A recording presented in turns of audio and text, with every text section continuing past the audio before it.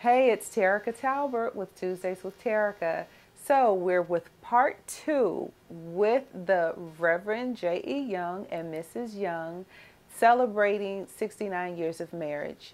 This is really, really good. Great information. We're hoping we're inspiring you. Stay tuned.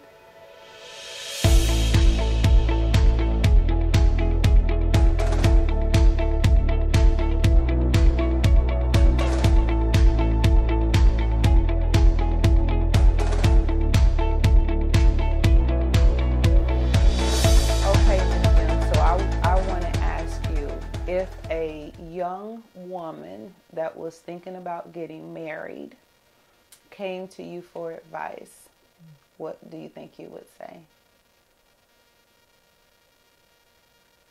Well, I would tell her, I just talk to her and tell her, ask her, if she's really, ready for, marriage and things like this, and supporting the husband fully, not halfway, but fully. Because no matter what people say, women say too, but most of the time they always say he knows best. But a woman got good sense, so she knows what's best. She know how to handle herself and the pains and troubles and talks that goes on. But I just tell her to. She needs to make sure. Make sure and just stay in your place. Act like a woman. Act like a woman who really loves her husband and want to support him. Well, do you think that with the availability of education now, would you encourage her to have her own as far as being able to, I know she's supposed to support the family as well. I know that it is a joint venture. But would you encourage her to do some things to help herself as far as having knowledge, going to school and getting the education or a trade? Or do you think that being a housewife is the thing to do? What would you say on that? Well,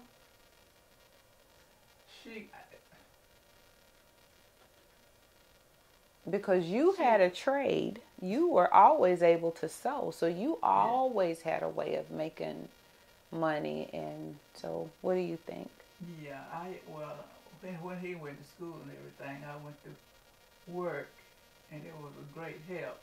But I still had to put the children first, because there's children and couldn't take care of themselves. Right. So I didn't have no time to fool around. I tried to, do what was right to him and the children too. I know I had to take care of the children. And, I just forget about myself and do what they need, what need to be done for them. That's the way I figured it. And I got a lot of good advice, and some advice people laughed at me. You scared, you won't do this, you won't do that. But I knew what was right in the Lord's sight, so that's what I did. I took care of both him, and at times I wanted to smack him. I took care of him. Well, it worked out for you, so it worked out for you. It did. I had to take care of the children, too. So I had to. Well, that's one way. That's another reason I loved you, because you was a good mother to those kids. And I could, when I was traveling, when I traveled, you name it, over states, and even in Canada, everywhere driving, and I could drive at ease knowing that my family and my children were being taken care of, and that you were here with them. I knew it. I knew it. I had faith. I had confidence in you, and it's not because of what I just had in you is what the Lord blessed me with. And give me what? Relaxed mind. And once the mind is relaxed, you can think positive. Right. And don't think negative all the time. I had a conversation, so I'm sorry, I didn't mean to cut you off, but I had a conversation with a younger woman one time, And she said that a lot of times, because her husband was a driver too, and she said a lot of times she doesn't tell him everything that's going on with the kids or what's going on in the home while he's driving, because she wanted him to focus on the road. And so she shared things when he came home, but didn't share it right then. So when you're saying that you found that peace while you were driving, it's because she didn't tell you everything immediately. She was able to kind of handle some things. Is that what you're saying? She was able to handle things, and then when you came home, then you were able to have a discussion as to what needed to happen or what needed to be done. Yeah, I mean, really, I can't remember a time, it may have been, when I came home and Pauline told me she was having trouble with the kids. Most of the time, they knew me, and they didn't want The Mama to tell me, to tell me that they getting, they being disrespectful and not mine. They had a certain time to come home. Now my oldest son, Lance, I had to whip him one time, and he was 14 years old, but I still had to let him know that I was in control of my house. And I was telling him what time to be home, and he got to the place he thought he could come in here anytime, so I took him back to the back room. Of course, I got the worst end of that deal. He wasn't gonna cry. Oh. And I was gonna make sure he was gonna cry. And when I turned him loose, he went to crying. I mean, when I turned him loose, he told me he was gonna mind, he wasn't gonna do it. He got down, he sat on the side of that bed, and he was slept down there. He got down on the floor and did it. But I was so tired, I had to go lay down. He didn't know that. And I told him after that, now I'm not gonna whip you anymore. If you ever get to the place that you want to mind, you get you someplace else to stay. So we never did, this never did happen anymore. And I think he raised his son the same way. He had to talk with him and so forth. But anyway, these are things, now it's good like this, when you're on the road, you need to be able to concentrate on that highway. Because even like right here in Greenville now, y'all, you can't get in your car and don't concentrate, because people drive foolishly. That's exactly right. All kind. They'll be in this lane and you in this lane. They'll pass you and then try to cut across and go on a ramp or do anything. So you have to keep your eyes open. So we have to be conscious. And I'm at the age of 88. I don't drive out there like I used to, night and day. When night comes, you know where I want to be? At home. We want right you here. At home. Amen. So let me ask you this. So with the millennials, and I say millennials, but Generation X, Y, Z, whatever they are at this point, but the younger generation, a lot of the women are making good money. And so they've got this thing now where a lot of the women are taking care of a lot of their spouses. And then some of them are doing 50-50. What do you think about that? Because you're old school, where the man is supposed to take care of the home. I think that's scriptural too. But what are your thoughts on that? How would you encourage someone in that area? Well, I would encourage, when I came along, it was hard for men to get educated, to get an education. We were raised in the country, and most of the time they would educate the girl. That's who they could educate. And if the boy finished the 7th grade or the 8th grade, that was usually it for him. Then he had to go to work on the farm. But that was a mistake that was made. I think the boys should have been educated. Then they'd have been able to get good jobs where they could have done more. But now, and I say that the women's get an education. I want to see these young ladies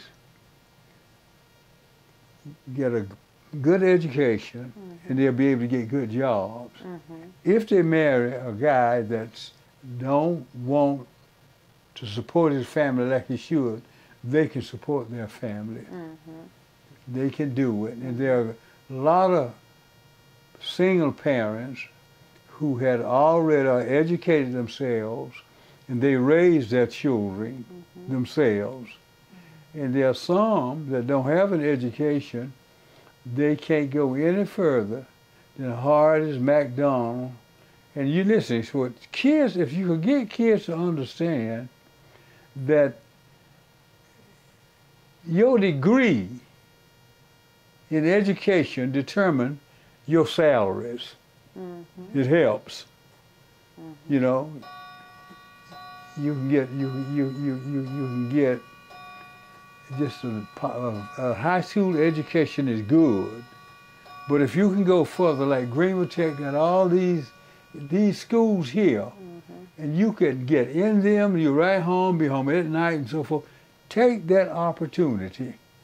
Take advantage of it. People have to realize, even young people one day, that they're going to get old. And if they has not made preparation for retirement and reach the age of retirement, then they got a problem. They got a problem, you know. Now, I retired from my job in 1996, but my job, we had 401k plan and all that, and I put all I could in it. Because I wanted, if anything happened to me, for them to be taken care of. And I was blessed. So now, I can live off of my Social Security. My home paid for, my car paid for, and I don't owe nobody but taxes, gas, light bill, and all of that. That's it. The only bills that I get that I owe monthly is my light bill, gas bill, amen. Amen. And my water. Yeah.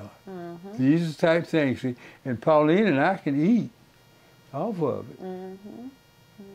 So this is it. I don't sail Hawaii and go back to. Listen, my desire is when I'm away from home to head back towards home.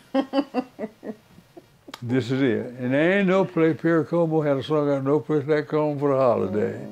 So, no place like home, especially when you reach my age, to get home. So I would tell them, get an education, you know. Get an education, yeah. And first of all, they don't know it, but when you start having babies, you got a responsibility. You're taking on a responsibility. And Lord, if it wasn't for grandparents now, I don't know what would happen to a lot of kids. That's right. I don't know what would happen to them. Well, I am, again, just so grateful for you guys taking some time to do this. Do you have any final thoughts as we're wrapping up for today? Anything you want to say, Miss Young, or are you good? Or yeah, I appreciate this.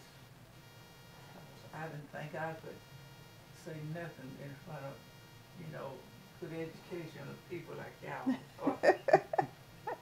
Well, I think you did great. I'm the quiet type. I talk too much, I get in his way, so I'm talking. You can hold your own now. You can hold your that's own. Right. You can a lot of people may not know it, but I know it. Yeah, you talk easy and low all the time, yeah. So what are you guys still looking forward to for the future?